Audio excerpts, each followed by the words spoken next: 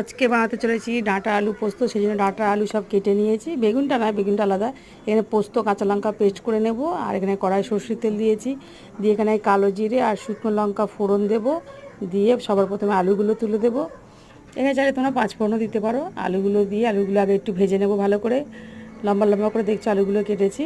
এইভাবেই ভালো লাগে ডাঁটা আলু দিয়ে করলে। তারপরে আলুটা ভেজে নেওয়ার পর ডাঁটাগুলোও দিয়ে দিলাম, দিয়ে ভালো করে একটু ভেজে নেব। তারপরে এতে দিয়ে দেবো হলুদ।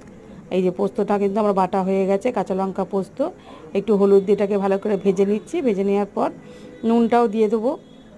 তোমরা চাইলে এতে টমেটো, পেঁয়াজ এগুলো অ্যাড করতে পারো যদি ননভেজ খাও আর কি, পেঁয়াজ যদি খেতে চাও। আর যেহেতু নিরামিষ করছি সেজন্য আমি আর কিছু দিলাম না। টমেটোটা দেওয়া যেত, টমেটোটা আমি দিলাম না, তোমরা চাইলে দিতে পারো। এবারে নুন দিলাম, দিয়ে জল দিয়ে দিলাম। এবার আমি যে পোস্তটা বেটে রেখেছি, এখানে গুঁড়ো লঙ্কাটাও দিতে পারো, আমি কাঁচা লঙ্কা দিয়েছি বলে আর দিলাম না। পোস্তটা দিয়ে 10 মিনিট মতো চাপা দিয়ে রেখেছি, ব্যাস হয়ে গেছে। সমস্তটাই দেখো খুব সুন্দর গলে গেছে। আর কেমন লাগলো ভিডিওটা অবশ্যই জানিও।